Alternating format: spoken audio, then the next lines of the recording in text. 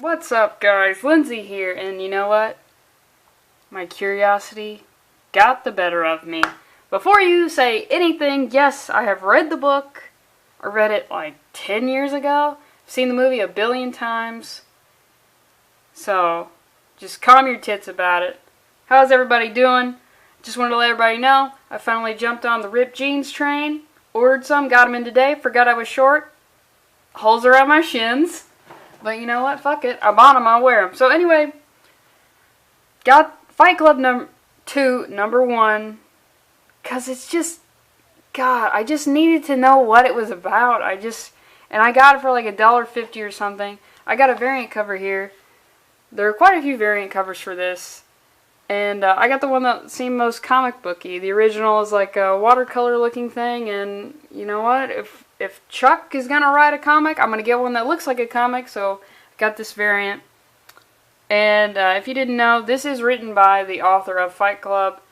I believe you pronounce it Chuck Palahniuk. If that's not how you pronounce it, my bad, Chuck. I don't want to say you're one of my favorite authors, but I enjoy your work when I do want to read it. As if Chuck is watching this, but you know what? Keep it up. Keep it up, dude. Alright, so let's get into this. This came out in 2015. Alright, this is Edward Norton. Now, in this book, he's called Sebastian. And in the movie, he's never given a name. And in the book, he isn't, but he says things like, I am Jack's total lack of surprise, I think is one of the things he says. But in this, he's called Sebastian. I think that's old Chucky boy being like, oh, everyone calls him Jack? Fuck you, his name is Sebastian, which... Whoa, dude, Chuck is making moves I can't even see. So, this is what Edward Norton looks like now. He's just gonna go pick up some flowers for his wife, and he's taking a shitload of pills. And it says, he calls himself happy. He shields himself against the slings and arrows of everyday life. He traded his army for what? And you see, he goes to pick up the flowers, but uh-oh. No charge, not for you, sir. And we see that this guy is beaten to a pulp. Oh, one thing I forgot to say is, I'll tell you the book ending. Spoiler alert for the book if you haven't gotten on that train already and then gotten off of the train having read it. That's how you get off trains, is you read books. Not a lot of people know that. Hobos are very well versed in literature. Okay. So the ending of the book is I'm just going to call him Ed Norton. Ed Norton shoots himself in the head, and he ends up he doesn't blow himself and the building's up. He ends up in a mental institution. And he thinks it's over. He's like, oh, thank God, I'm just going to be here and get better. And the very ending is, a guy says, we're happy to have you, sir. Implying that there's still agents of mayhem out there and it's not over. So that's the way that this even is able to exist. It's a different ending than the movie. They're both have their pros and cons, but you know what? I'm probably going to go, I prefer the movie ending. But whatever, that's how this can exist. So we see this guy, he's beaten up, implying that there's still some Fight Club stuff going on. And he goes home, and he has a son who is making saltpeter so he can eventually make gunpowder. So it lets you know that his son is little cuckoo bird banana brains himself going on here. And he's looking for his wife, who he's married, Marla, who is Helena Bonham Carter is her name. Yeah, that's it. I feel like that's it. I'm pretty good with names. And you see that she's continuing going to support groups, because that's how they meet in the movie. Then that's her, like, weird obsession, or I guess she needs to feel like a victim all the time, or siphon other people's suffering. Siphon the suffering. That can be your band name. You can have that.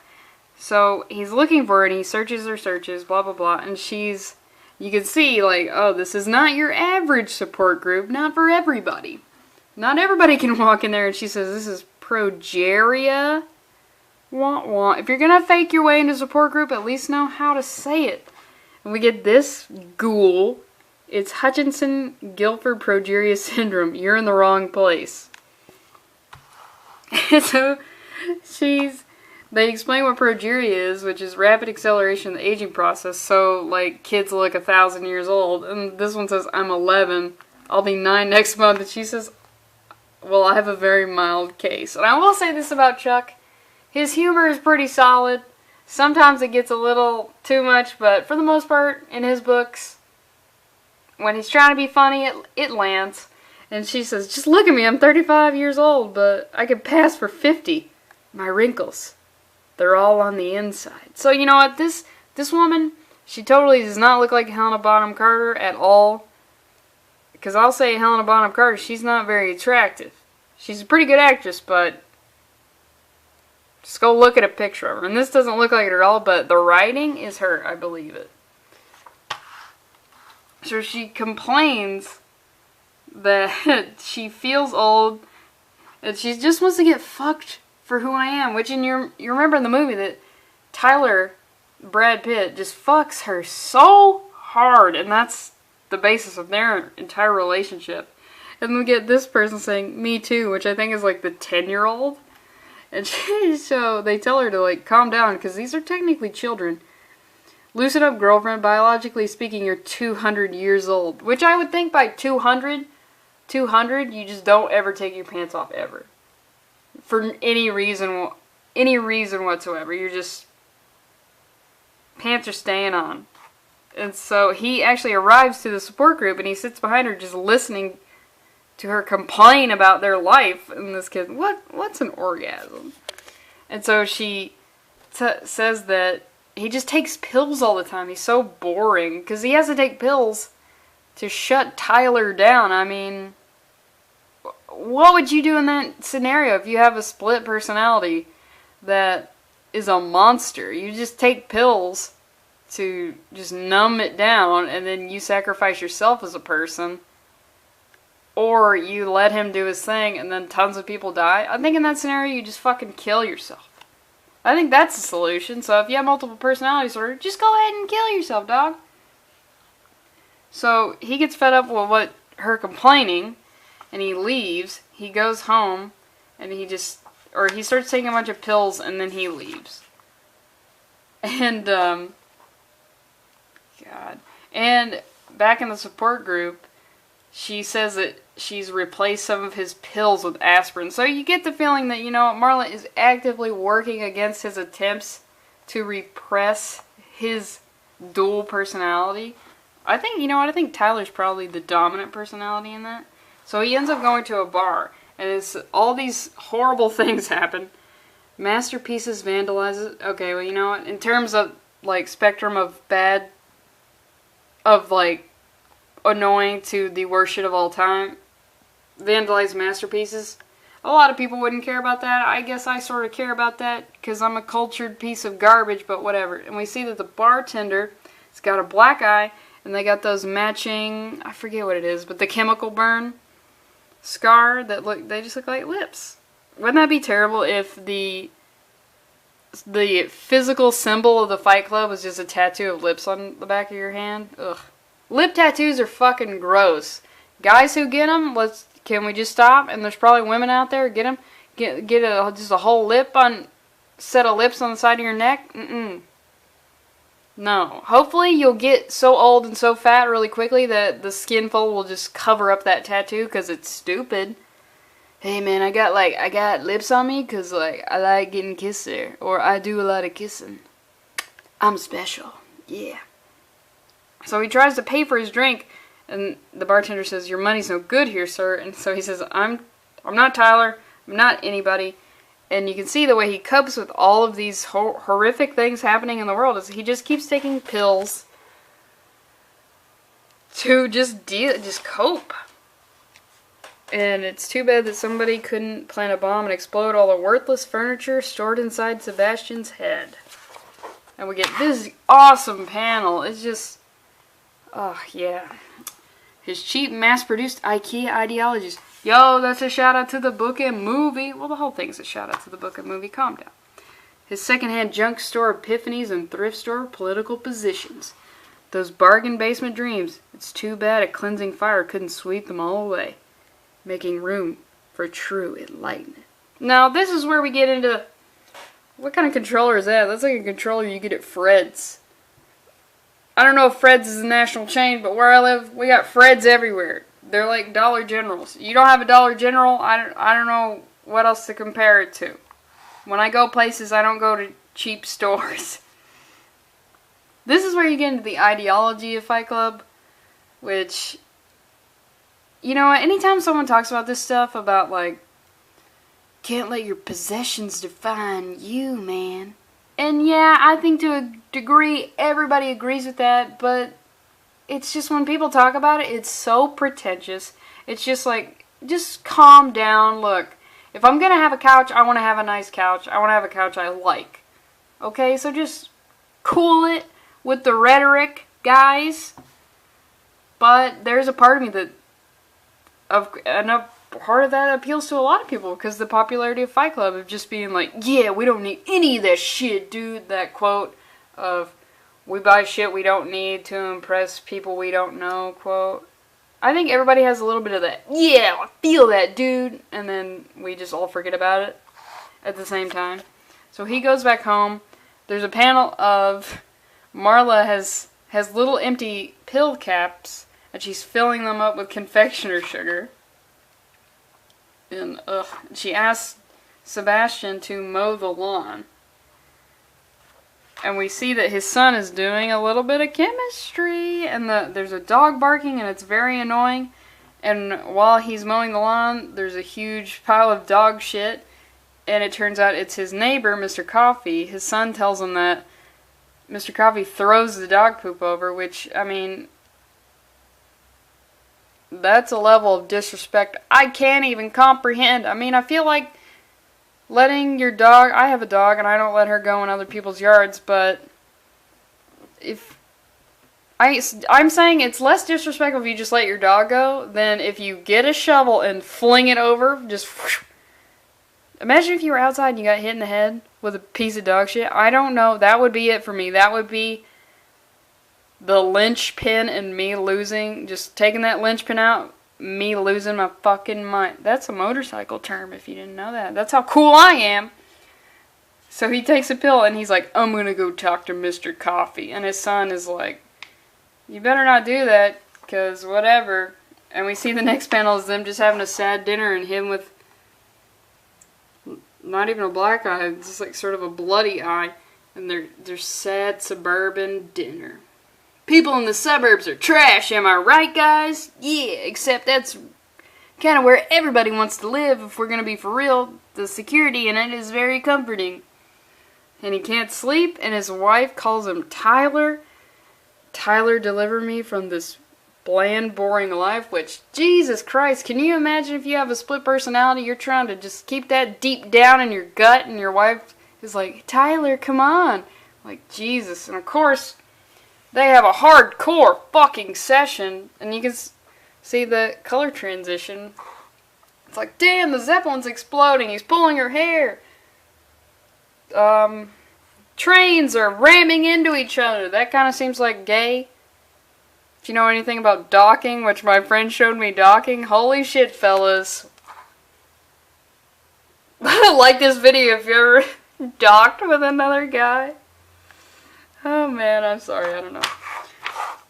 And she's super satisfied. Marla looks like she's died and gone to heaven, which is, Tyler's what she wants. Which, why even get married if you know, I guess, the promise of Tyler re-emerging is enough for her to deal with how boring and bland and regular Sebastian is. And we see that he even longs for Tyler, and he does it by saying, oh, he's playing an online game at work. First of all, don't do that. Come on, get it together. That presentation was due yesterday. And you see that his avatar in the game looks like Tyler Durden. And it's like, oh man, you can't be making your character look like that. And he ends up going to the psychiatrist's office, and he tells the psychiatrist, I think my wife is having an affair.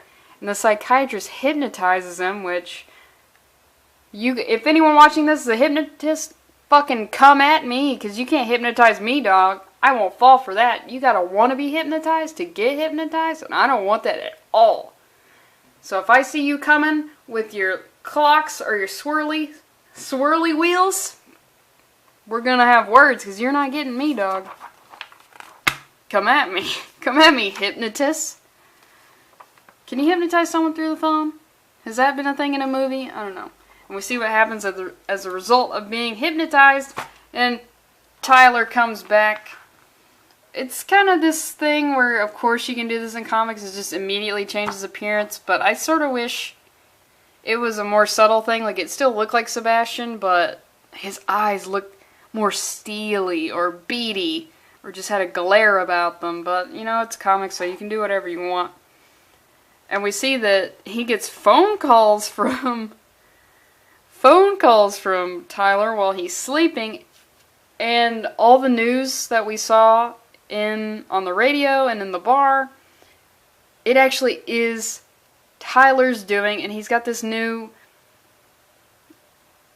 international terrorist group called Rise or Die, which, I mean, I can't help but think of Ride or Die, and I can't help but think of Ride or Die Bitches, or Ride or Die Homies, so I didn't know Tyler was a hip-hop fan, but then again, who isn't? Am I right?